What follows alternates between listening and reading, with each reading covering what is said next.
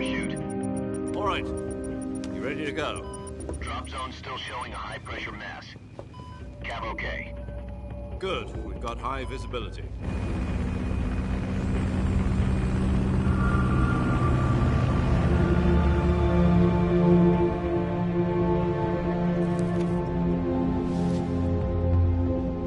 Put out that cigar.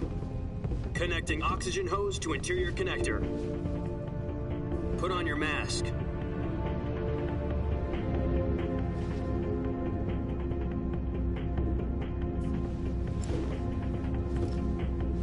Does this panty waste know what he's doing? Approaching release point. 10 minutes to drop off. Hey, are you deaf? He said put out the cigar and put on your mask.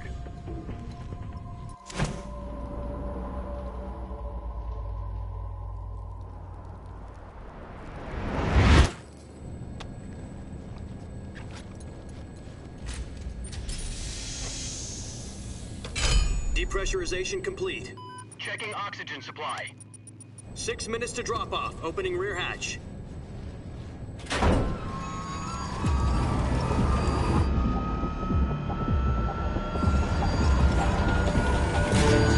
Sunrise.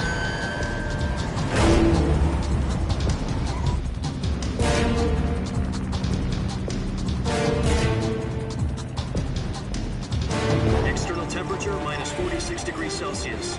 2 minutes to drop off. Stand up. You'll be falling at 130 miles per hour. Try not to get frostbite from the wind chill. 1 minute to drop off. Move to the rear. Activate bailout model. This is one for the history books. The world's first halo jump. 10 seconds to drop off. Stand by. Status okay. All green. Prepare for drop-off. Countdown. 5, 4, 3, 2, 1. Spread your wings And fly. God be with you.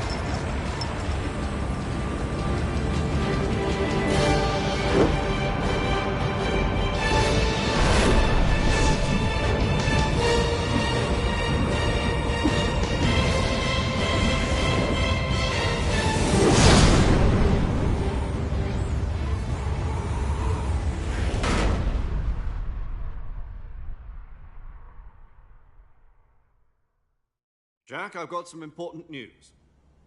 The head of the CIA has finally given us the green light for the Virtuous mission.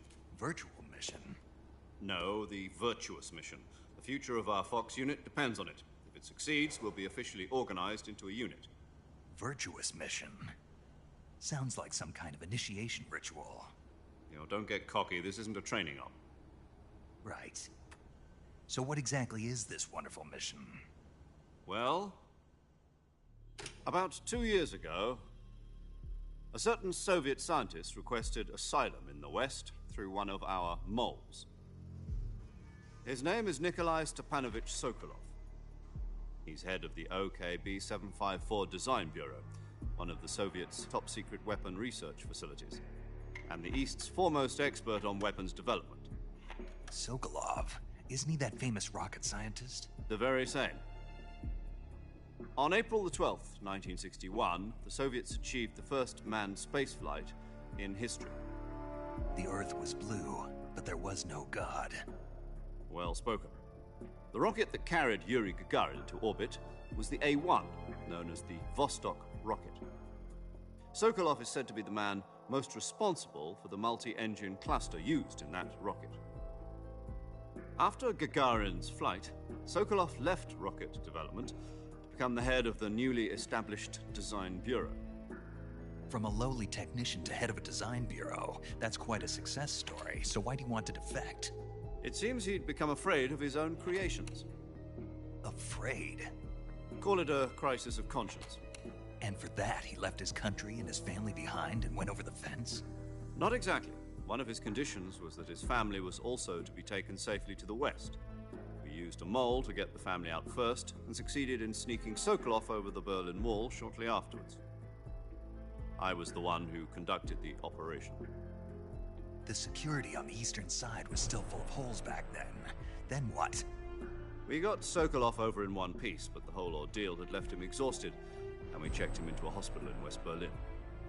It took him 2 weeks and more than 600 miles to get from the research facility in the Soviet Union to Berlin. He was in no condition to say anything coherent. And it was only a week later that we had something much bigger on our hands. The Cuban Missile Crisis. October the 16th, 1962, President Kennedy received word that the Soviets were in the process of deploying intermediate-range ballistic missiles in Cuba.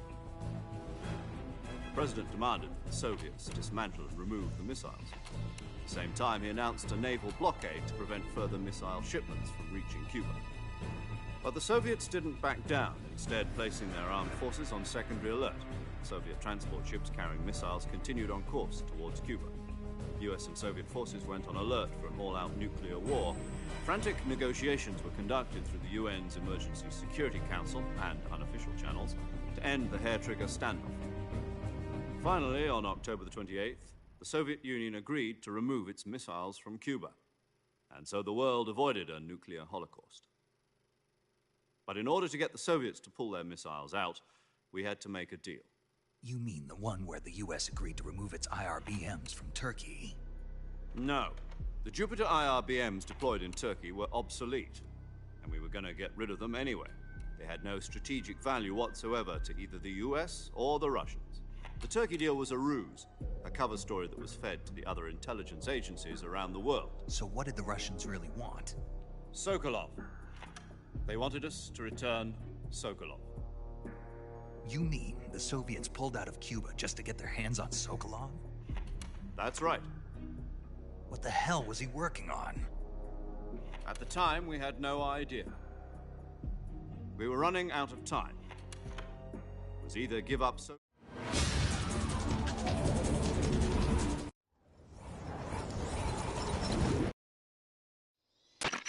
Do you copy? You're